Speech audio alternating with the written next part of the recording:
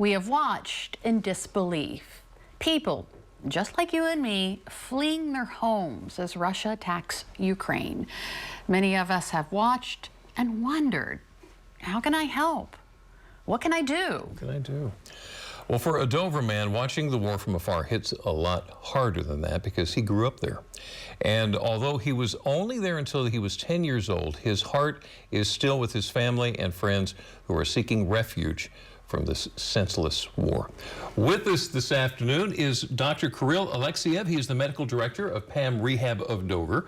And along with him is George Delfarno, who's the chief operating officer of PAM Rehab. Gentlemen, thank you so much for joining us this afternoon. Thank you for having us. Dr. Alekseyev, it's kind of a hard question to ask, but I'm very interested in what goes through your mind, what goes through your heart when you see the stories of what's going on in Ukraine.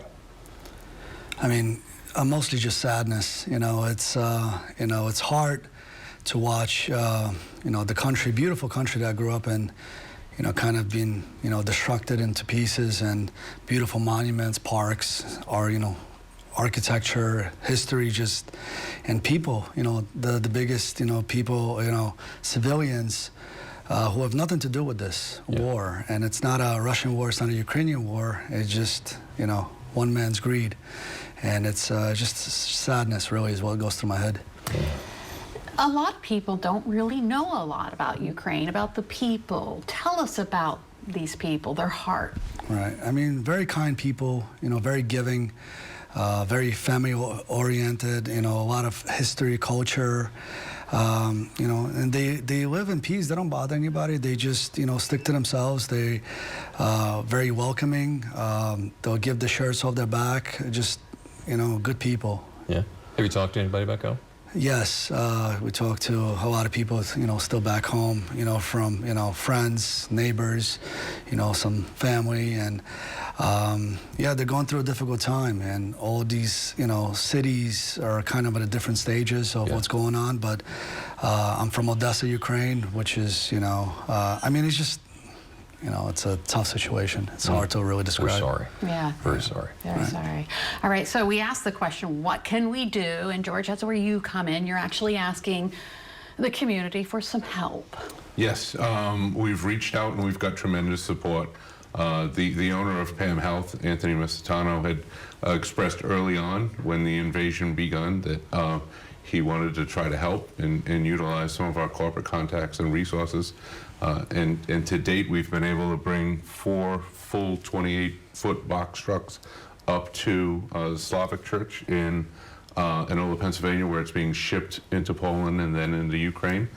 So we've got drop-off sites that are available at our hospital in Dover.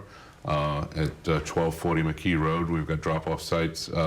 Tokyo restaurant in Lewis. In Georgetown, we've got several other sites, so they can reach out, and we've got a Facebook page. It's PAM Health Delaware Supplies for Ukraine, and there's a phone number on there specifically for the efforts to try to get the donations to Ukraine. What are you looking for? Are there any particular things? We've got an entire list. It's a very lengthy list, but anything you could think of that that you'd utilize camping when these people are displaced from their homes, or so camping stuff, camping stuff, stuff for children, diapers, formula.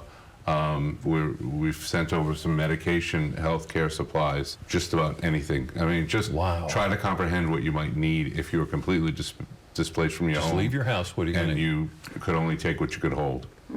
Unimaginable.